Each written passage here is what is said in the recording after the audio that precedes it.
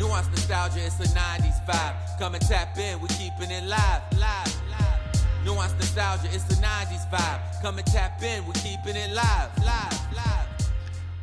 Hello, everyone, and welcome back to another episode of Nuanced Nostalgia. I am Nick Norris, and with me, as always, is my co-host, Caitlin Otto Octavius Shortall. No, I don't need to be Mary Jane. Well, Caitlin, this week you're Otto Octavius because just like him, you underwent surgery. He underwent surgery? Yeah, because they tried to take the robot arms off of him, and he killed all those people in surgery. Oh. And likewise, you had to get surgery because you had too many bones in your stomach. They had to take some of them out, and you also killed everyone in the surgery. I sure did. Yeah. I'm just kidding. How you feeling? I'm very tired, but I'm okay. I'm great. Yeah. I'm not thriving. I'm not going to say that, but No, I'm great. It wasn't anything life threatening or anything, but still a pretty it put you down pretty good for a few days. That's one way to put it. Yeah. So we appreciate you being a trooper and doing the podcast regardless. I was just dead asleep, so yeah, I'm 5 seconds ago. If you sorry if I'm low energy. Yeah, not a lot of energy is because you are on a lot of medications and taking oxycodone, so it's pretty extensive. Well, it's 5s, but it's still that's pretty part of the course for you though. What, taking main meds? Yeah, Oxycontin. Yeah, true. Yeah, today it's just hitting me harder. Just kidding. Yeah. Well, we're back to talk about Spider-Man 2, the second in our trilogy. The third one will be dropping later this week before we start our Valentine's movies next week. So an extra episode at some point this week, probably toward the middle of the week. How you feel about that? I don't have anything else to be doing, so yeah, you do not. Yeah. That's why we're on the couch, not in our regular studio. It's hard to move you around. Yeah, new area unlocked. Yeah. Honestly, it's kind of a very long story in terms of what I had done. It's like a lot of medical jargon that no one cares to hear about, but basically it was not abdominal surgery, but bladder surgery. So it's a lot for me to walk. So that's a little bit, of why. Yeah, we have a new area unlocked. It's the couch. They had to cut open your bladder because you hadn't peed in 6 years.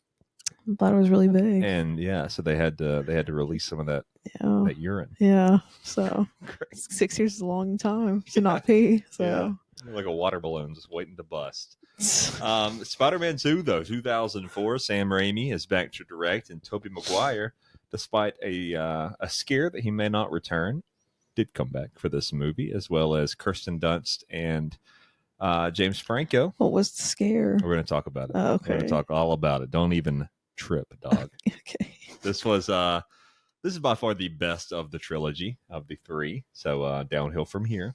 Great. Next week. This is the first and as of right now only live action Spider-Man film to win an Oscar. They won an Oscar for what? Best movie ever made. That's a really interesting I don't know what it won it for. Probably soundtrack or something. I'm not sure. But yeah, only one so far. Did you like it though? I think I've just come to the conclusion that I think this Spider-Man character is really annoying. I think it's worse when you watch them all back to back to back. Yeah. Because he is very grating. Yeah. And it's not it's Tobey Maguire. I hate to say it. I don't usually like to say when I don't like actors. Yeah. He doesn't do a great job in this. And I'm sure his character is written that way to an extent, but he is kind of annoying to look at. I think I obviously don't know much about acting, so I don't even think that's my problem. Maybe it's a little bit to do with it subconsciously, but I think him as a character is so annoying. Like for an example, like all throughout the movie, he keeps still like trying to get or like be with Mary Jane when he had a chance in the first one, right? And the whole time he's like, I have to get her back. But then she'll be like, oh my God, like we should get together, love you. And he's like, we can't be together. Like, shut the up. Stop like, stringing her along. It's just so annoying. It's like he wants to keep her at arm's distance, arm's length. And then Harry's still the worst person ever. Still a terrible friend. Yeah, if not worse. Yeah.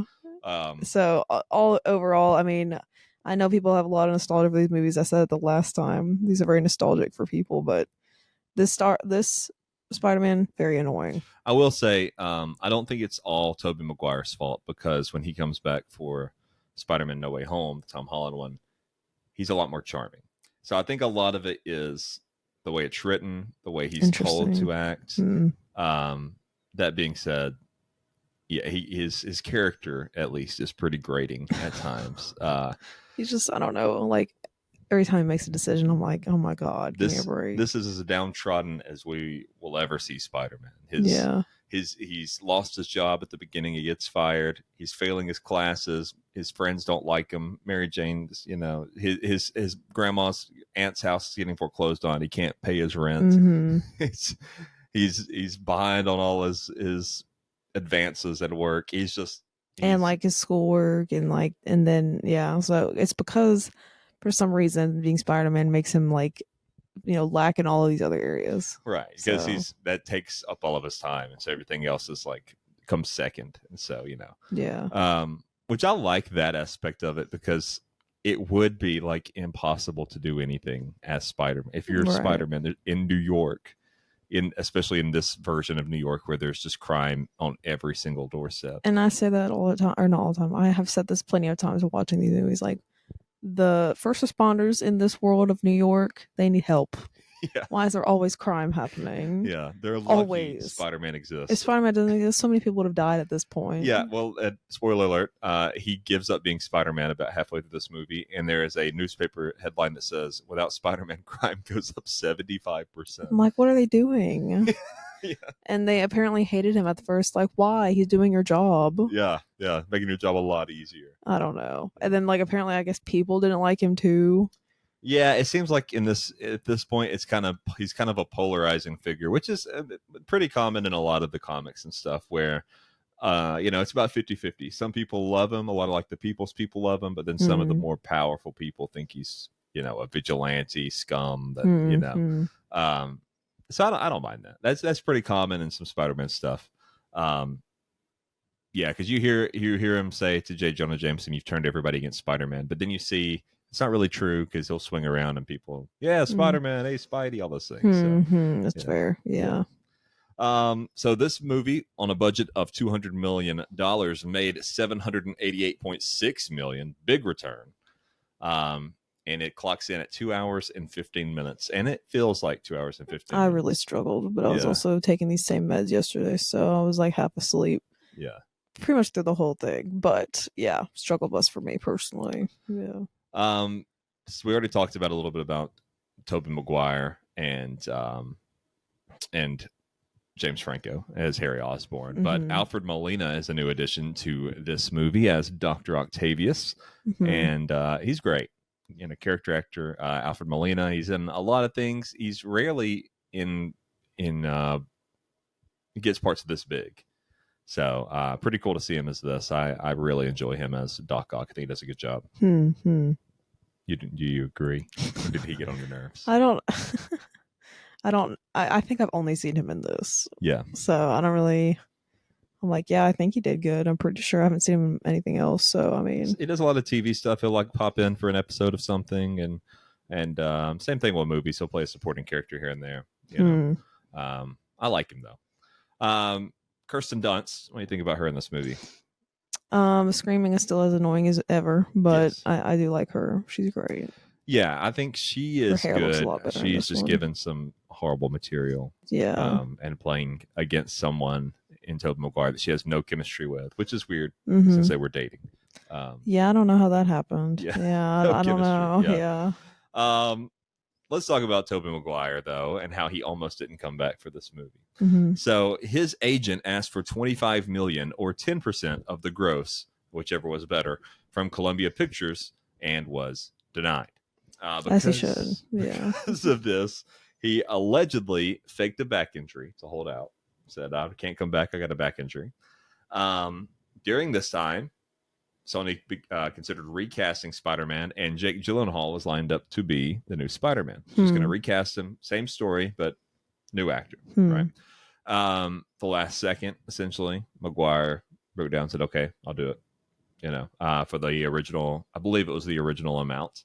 And as we talked about prior, he seemed to be difficult to work with by all accounts. Seems like he was kind of a jerk. Yeah. And knowing this, that makes me believe it even more. Well, we talked about how last week in the first movie, some of the cast paid Joe Manganiello to actually punch Tobey Maguire. He didn't do it. Mm-hmm. The cast and crew seems to have took another dig at Tobey Maguire this time. So if you look at one of the articles in the one of the Daily Bugle newspapers, and there's the header, and then one of the little articles above it says, "Can chronic back pain lead to brain shrinkage?" That's pretty funny. Because he faked the back injury. It's also like, how did you even hurt your back? Like, what are you doing? You know what I mean? Yeah. You're not in the gym. So what? How did you hurt your back? Maybe he is. Who knows? Well, this one he gets 1.5 seconds shirtless scene from a distance, and the next one no shirtless scene. So whenever there is a shirtless scene, it's a stunt double. So he definitely stops working out. It's very weird, honestly. Like the lore behind this with Tobey Maguire. He's not that good? Why did they put up with it?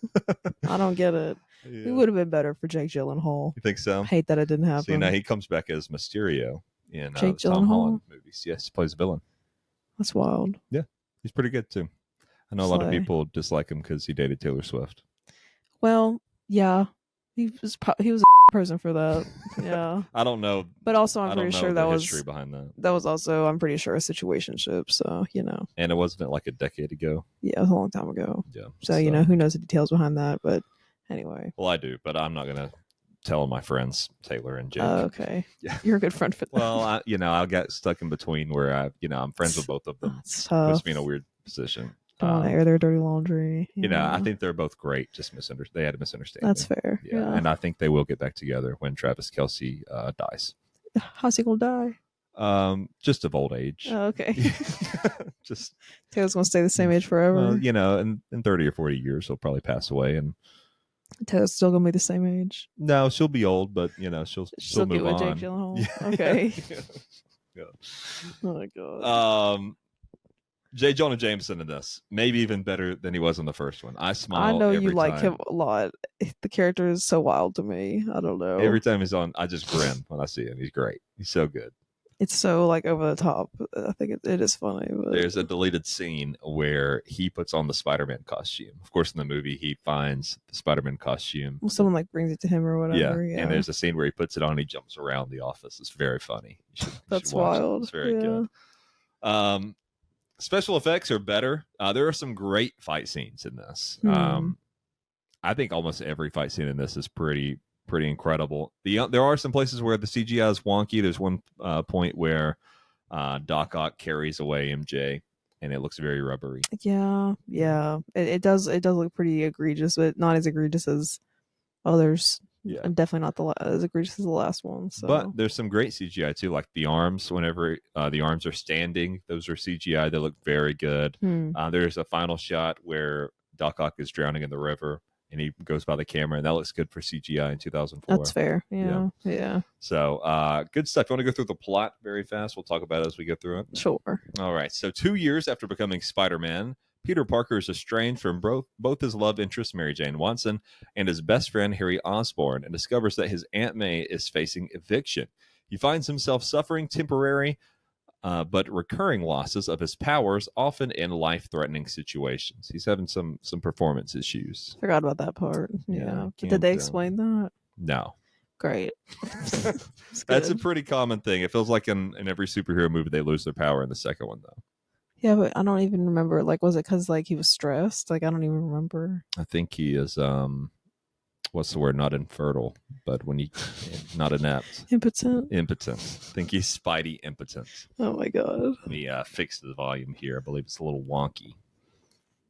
That's better. Okay. Harry, who is now head of Oscorp's Genetics and Scientific Research Division, is sponsoring fusion power project by nuclear scientist Otto Octavius, who befriends and mentors Peter. While handling hazardous materials, Octavius wears a harness of powerful mechanical tentacles with artificial intelligence. During a public demonstration that Peter and Harry attend, a power spike causes the fusion reactor to destabilize.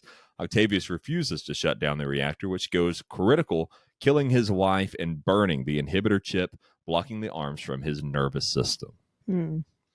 The weirdest thing about this is that, and this has been pointed out by every YouTube channel ever, but Otto Octavius builds the sun in New York. He just has a sun. Nobody's wearing sunglasses, and nobody seems to really be impressed. Everybody's just like, oh, yeah, pretty good. That was pretty good. Yeah. Yeah, like that should have been definitely a nuclear explosion. Like that was so This crazy. man created the sun. It was Also, literally a star. he just never tested it before this public demonstration. He never tested the arms. He never Yeah. tested the sun. Yeah, pretty It's- wild. Yeah, of course it's going to go wrong. Yeah. He also opens with a weird joke about, did anyone lose $20 bills with the rubber band around it? Because we found the rubber band. I was like, what? You just built the sun. You think you need to open with a little joke to really knock people off their feet? I couldn't understand. Like, was that supposed to convey that he's weird? Like, I don't really know why he said that. Yeah, very odd. Yeah, it was crazy. No one is impressed at all. Like, oh yeah, the sun, whatever. And it was an exploding star. Like, it should have been a black hole. It also is like magnetic, so it pulls all the jewelry off. That's people. what I'm saying. It should have been like crazier than they depicted it as. Like people lost some expensive jewelry, and everybody's just like, "Oh, dang, darn it, not again." Yeah. As Spider-Man, Peter manages to shut the experiment down. At a hospital, doctors prepare to surgically remove Octavius's harness. Without the inhibitor chip, the tentacles have become sentient and defend themselves by killing the doctors. Afterward, Octavius takes refuge at a harbor, now corrupted by the arm's AI. He decides to retry his experiment and robs a bank to fund it. The Daily Bugle dubs the scientist Dr. Octopus. This scene where the doctors are operating, I think, is really fun. It definitely It's showcases Raimi's horror background, Yeah. which I appreciate, especially the part where the girl's nails scrape across the floor. Yeah, that's a really thin floor, I guess. Yeah, so they did that by just covering the floor in a coat of wax. Yeah. And then Looks terrible. Yeah, Yeah. there's so much screaming in this movie, just horrendous screaming, bloody Yeah. murder. Yeah, that scene was wild, and that's first of all the biggest operating room I've ever seen, Yeah, and it's the darkest one. So I don't know. there's no lights in there. Overall, it was wild. Yeah. Yeah. Also, when he robs the bank, there's just gold coins in the bank. Yeah. Like, are we putting gold in our banks now? Is that what we're doing? Supposedly, the story is that these were ancient gold coins found out of a pirate shipwreck, but it never says that in the movie. So it's just a bank with gold coins. Why would it? Whatever. Whatever. Sure. Yeah. Why is that? Whatever. Doesn't even matter. Sure. Mary Jane becomes engaged to astronaut John Jameson, the son. Who is unfortunately hotter, but anyway. Yeah. And it's the actor from. Damn, what is his character name? He's the actor from You said Vampire Diaries. He's one of the original vampires. Yeah, He's the son of who now? He's the son of J. Jonah Jameson, Okay. Peter Parker's boss at the Daily Bugle. I don't think I caught that. Why is he an astronaut? In the comics, he's an astronaut. In the comics, he actually comes back and becomes a space wolf man and becomes a villain to Spider-Man. Yeah. The So wild. that's fun. I hate they didn't include that. Would have loved to see a little werewolf man running around. Daniel Gillies, that's who it is. He played Elijah in the originals, which is like the prequel to Vampire Diaries, basically. He also isn't just a bad character. He's not evil or anything. He seems like a decent guy. Yeah. So it makes it more weird that she ends up leaving him for Peter, who has offered her nothing. Yeah, and is kind of the worst person ever, honestly, and weird, and has only ever done her dirty, and all those other things. Like, what is so compelling about him compared to Astronaut Man? Yeah, who has a lot more money. I would kind of understand it if she would have liked him after she found out he was Spider-Man, because that's cool. Yeah, but like prior, he's offers nothing. Yeah, exactly. He's never come through for her. Yeah. Only ever causes her stress. He is a bit of a frog man. Mm-hmm. If you don't mind me saying so. What's wrong with that? With being a frog man. Yeah. He's just a bit froggy. He is. And the other man is very attractive. Yeah. He's unfortunately hotter, so. Peter suffers an emotional breakdown over his inability to balance his life, with the stress stripping him of his powers as a result. He quits being Spider-Man. Then it is stress. Yeah. Okay. I guess so. There you go. He quits being Spider-Man, returns to his normal life, and attempts to reconcile with Mary Jane. He also finally confesses to Aunt May the truth about Uncle Ben's death. Aunt May forgives him, but the rise in the city's crime rate worries Peter. I like the scene. I think it's actually quite emotional and effective where he talks to Aunt May about Uncle Ben's death. Yeah, I still don't appreciate that there's this insinuation he should have done something. Why should he have gotten in the way of a robbery? Yeah, but grief will make you do that, I think. I guess, yeah. But I think they're both very good in that scene. I think that's the best that Tobey Maguire is in these movies, is in that scene. And Aunt May, that actress, I can't remember her name off the top of my head. She is also very good in that scene. I like that instead of like telling him it's okay in that moment, she just kind of gets up and walks away. Like, I can't do this right now. Mm-hmm. So that's more realistic. And then a few days pass and she's like, look, you did the right thing. You know, I'm proud of you. I think that's very realistic, because a worse movie would end with that scene would end with her being like, well, you did the right thing. And that's not how a person would really react. That's fair. Yeah. Let's see, where are we at? Requiring the isotope tritium to fuel his reactor, Octavius visits Harry to demand it, threatening to kill him if he does not comply. Harry goes in exchange for Spider-Man. Harry agrees in exchange for Spider-Man, whom he still believes is responsible for his father's death. He tells Octavius to seek Peter, whom Harry believes is friends with Spider-Man, but tells him not to hurt Peter. Octavius locates Peter, tells him to find Spider-Man, and captures Mary Jane. Her endangerment leads to Peter's powers returning, and he goes after Octavius. As they battle, they fall onto a New York City subway train. Octavius sabotages it and leaves Peter to save the runaway train. After multiple attempts, he does so just before the train plunges into New York Harbor, but at a great physical toll. This is the best scene in all the Spider-Man movies. Yeah. It's very iconic. It's been remade and scene parodied. Where he's like stopping the train. Yeah. I think that whole scene is great.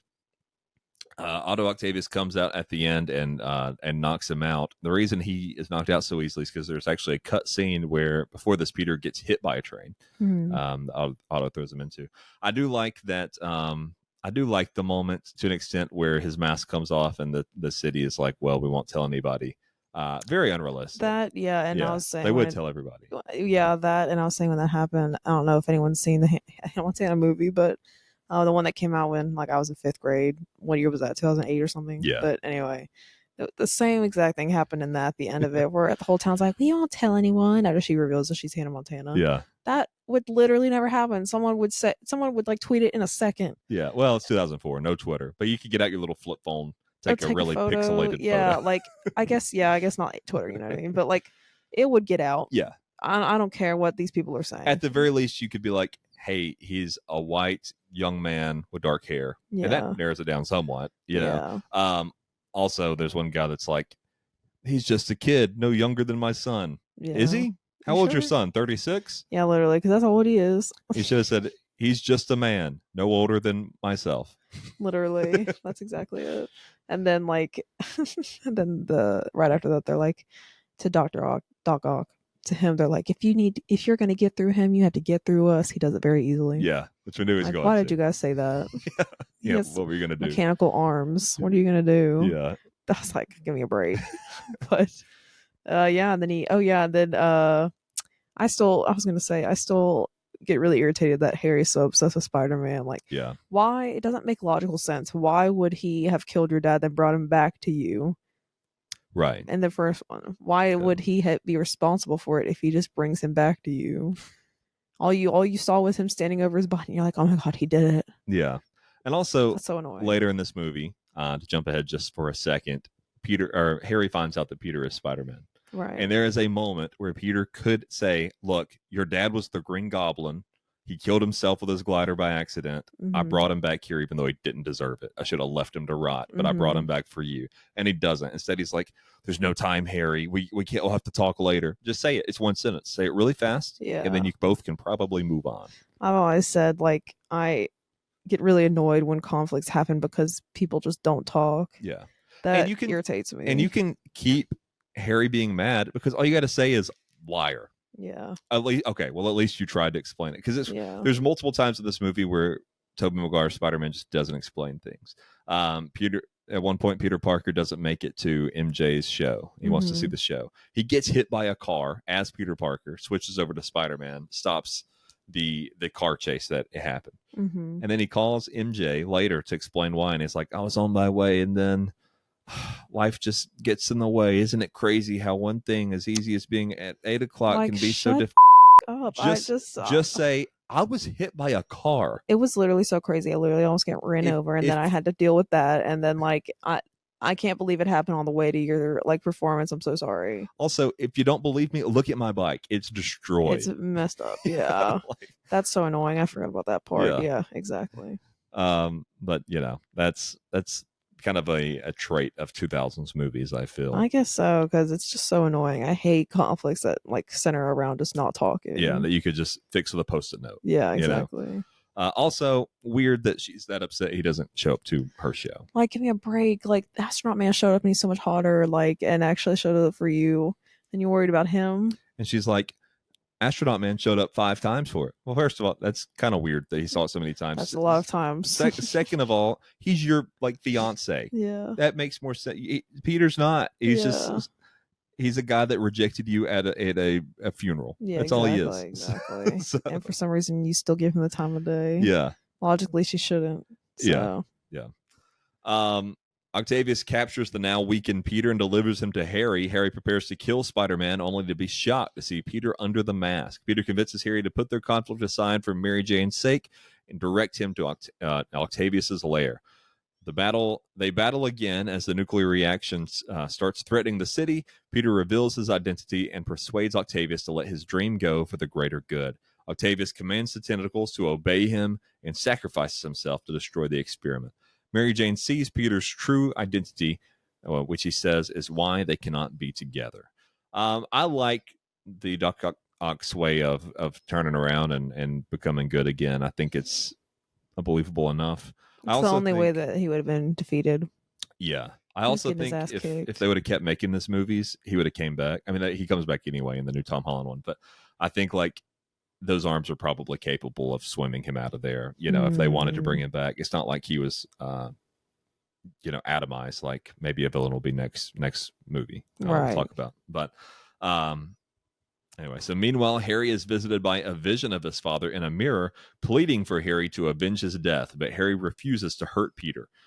Fun fact about this, Willem Dafoe was not supposed to be in this movie. He just showed up on set to visit everybody, and they're like, you want to be in it? And he's like, sure, I'll film something today. And that's how they filmed it. Yeah, did not know that. Enraged, Harry shatters the mirror, inadvertently revealing a secret room containing his father's Green Goblin equipment. On her wedding day, Mary Jane abandons John at the altar and runs to Peter's apartment in her wedding dress. After they kiss, they hear police sirens, and Mary Jane encourages him to go help as Spider-Man. She says, go get him, Tiger. Oh my God, give me a break. I don't know. Like, you're going to wait till your wedding day? After the makeup and hair's done, and then you're going to? I don't know. That was a lot of money wasted. Yeah, I like that J. Jonah Jameson, he realizes what's happening pretty quickly, and he's like, tell him not to open the caviar. It's like, well, maybe I can recoup some of these losses. There were so many steps leading up to this, Mary Jane. You left it until the day of. Yeah, you couldn't have said it the day before, maybe not at the rehearsal dinner. You went through all of that. Also, she's not there. They start playing the music and open the door. She's not there. Yeah. Why would you do that? And then the bridesmaid runs out. The bridesmaid runs out and hands him a note. Yeah, that's no brutal. one was worried up until this point because she was whatever. I just thought that was. And it's for the dramatics of it all, but like, come on, Mary Jane, you can't keep doing this. MJ has no remorse either. She is all smiles, full teeth smile. Yeah, running to Tobey Maguire. Yeah, and just jumps into his arms in his tiny apartment. Just no remorse, no empathy for this man you supposedly loved. He's a good guy. He's not like in a Hallmark movie where the husband's a bad guy. This was seems like a good guy. Great job, probably wealthy. Mary Jane. He's an astronaut. It's another strike against you. Mm-hmm. And then she's like, go get him, Tiger. Shut the hell up. That's how I feel about that. Why don't you call me Tiger? That's what I want to know. No. When I go to work every day, you don't say, go get him, Tiger. I don't like that. I don't like that at all. It's so weird. Overall, hate him. Yeah. 0 out of 10. Well, while we're talking about that, the female portrayal in this last week it wasn't great. Would you say it was consistently not great this week? I would say that for sure. Consistently, also not great. You know which female portrayal I like in this is the Russian girl that lives in the apartment. She's just a nice girl. She just has a little crush. Doesn't really know how to go about it. She's like, "You want some cake?" She seems very nice. It's just like he should have been with her instead. Exactly.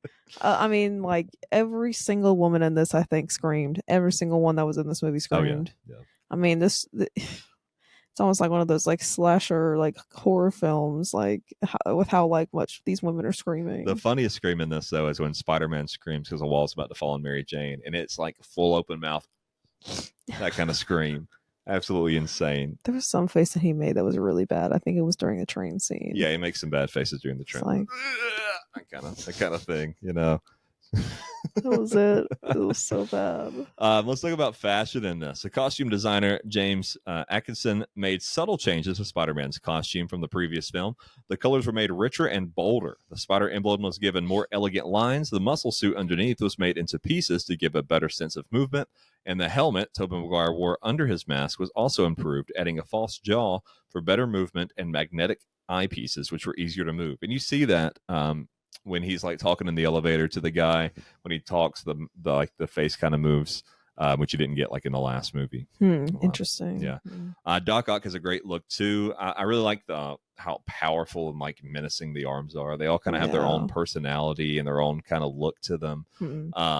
Which I appreciate. I like the little things they do, like they'll light a cigar for him or they'll pour him a whiskey. That's fun. Yeah. Each they're one, like they have their own minds, right? Yeah, like and each one's kind of different. It took 4 people to operate each arm because they were like puppets.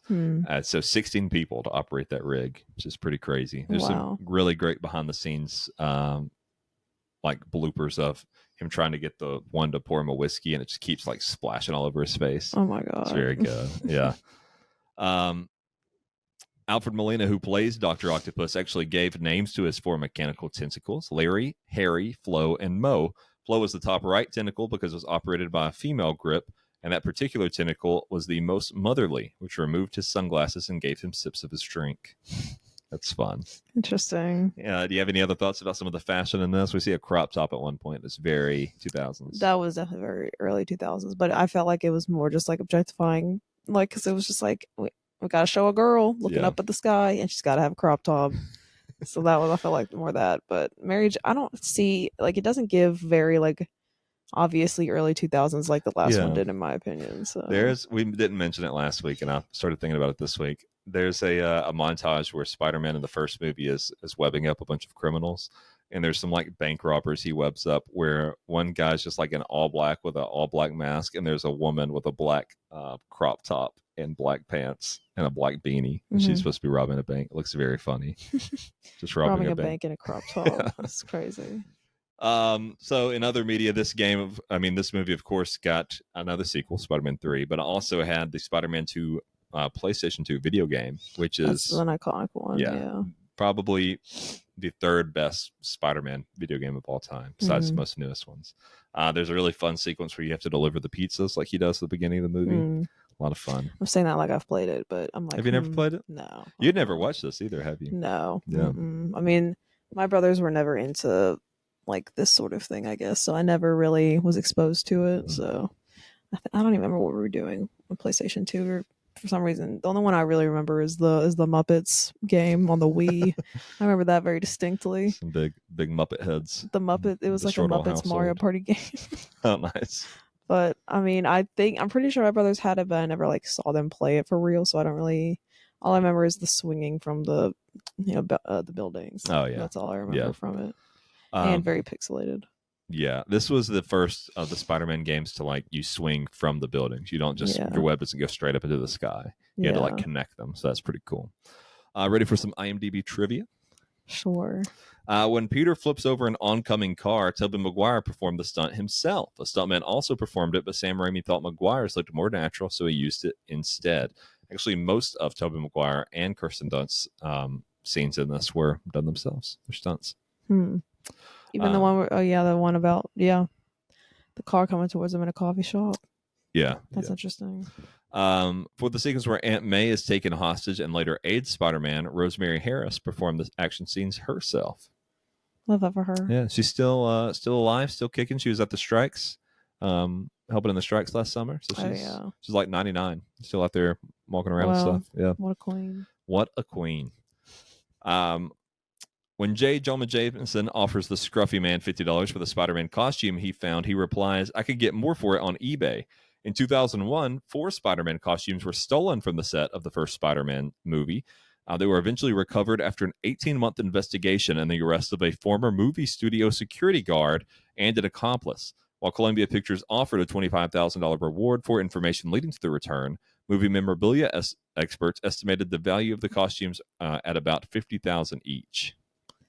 Why are we stealing them? To sell them. But like, I just cannot believe there's a whole task force behind finding costumes. Yeah. Can we solve a murder, please? That's so wild. We have to get back the costumes. So anyway, it's wild. When Peter dumps his Spider-Man suit in a garbage can, it's a recreation to a panel from Spider-Man No More, issue number 50 from The Amazing Spider-Man. As in the film, the outfit is found and brought to J. Jonah Jameson, then reclaimed by Spider-Man, who leaves a note like the one in the movie. And this led to the movie almost being called Spider-Man No More. But they went with just Spider-Man 2 instead. Interesting. The film features 2 other villains from the comics. John Jameson, son of J. Jonah Jameson, he is the Man-Wolf, and Dr. Kirk Connors is the Lizard. Both are Jekyll and Hyde type tragic villains, and that they are good-hearted men who are transformed periodically against their will into their vicious animal-based alter egos. But we never see that, of course, in the movies. Sorry, I wasn't paying attention. It's okay. Danny Elfman, who comprised the film score for this and several other films by Sam Raimi, had some sort of falling out with the director during the course of the film, has been quoted saying, "To see such a profound negative change in a human being was almost enough to make me feel like I didn't want to make films anymore." However, Raimi and Elfman reunited 9 years later for Oz the Great and Powerful. It's pretty wild. What the hell? Pretty intense thing to say. What was the negative change? We don't know. We don't know what happened. In who? In Sam Raimi is what Danny Elfman says. Yeah. Hate it for him. Opening sequence features artwork by artist Alex Ross, which recaps the events in Spider-Man. It's still like the long intro credits, but these are pretty good because the paintings are nice to look at and they recap everything, remind you, even though we just saw it like 2 days ago. Yeah, if you hadn't, it was a good recap. The address of Joe's Pizza is given in the comics as the address of Spider-Man's ally, Doctor Strange. And of course, Doctor Strange gets a mention in this movie when they're trying to name Doc Ock. Somebody says Doctor Strange, and Jameson says already taken. So there may be a Doctor Strange in this universe. Well, they don't ever show him though, do they? No, they didn't have the rights to him. Yeah, that's tough. Yeah, so they could say his name but not show his face. But Sam Raimi did eventually get to direct Doctor Strange in Doctor Strange Multiverse of Madness. Nice, pretty cool. I saw that one. The nurse being dragged along the floor. We already said that. Michael Chabon submitted a draft screenplay which featured a younger Doc Ock becoming infatuated with Mary Jane. And Chabon stripped. Octavius is the creator of the genetically modified spider that bites Peter Parker. Producer Avi Arad rejected the screenplay largely because he didn't like the idea of another love triangle. And good. I would have hated that too. Yeah, it would have been a weird choice, I think. Because how old is he supposed to be? In the movie we got? Yeah. 50s. Oh, so in that one he would have been younger. Yeah. Oh. Yeah, that would have been weird for sure. Yeah. Avi Arad is known for ruining a lot of Spider-Man stuff. He's like this guy that has had a lot of influence at Marvel, and he's like one of the reasons Black Panther didn't get made forever, because he was like, well, nobody's going to watch a black superhero. That kind of guy. That feels a little weird. Yeah. Oh, he's incredibly racist. Yeah. That's known. But this is one of the few, I guess, good decisions he made was that. So, period. Great.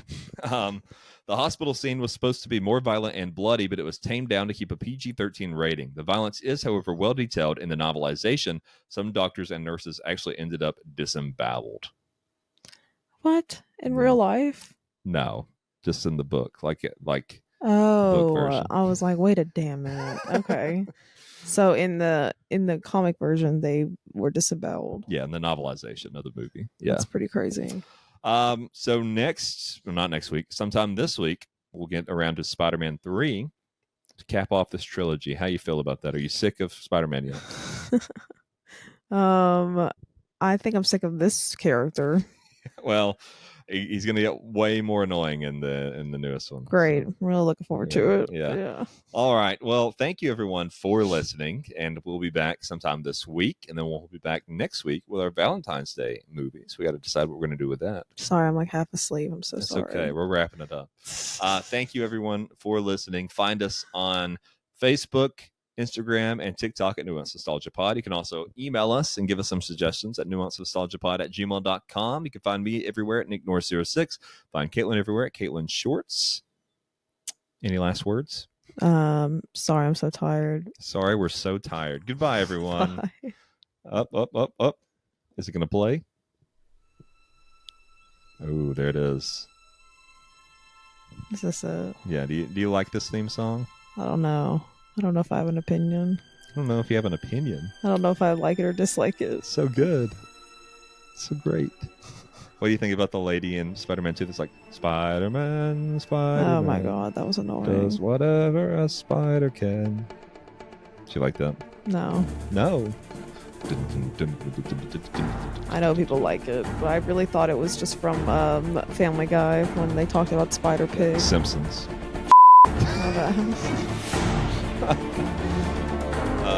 What do you rate this movie? As we're wrapping up. I'm giving it a 6 out of 10. 6. What are you giving it? 8.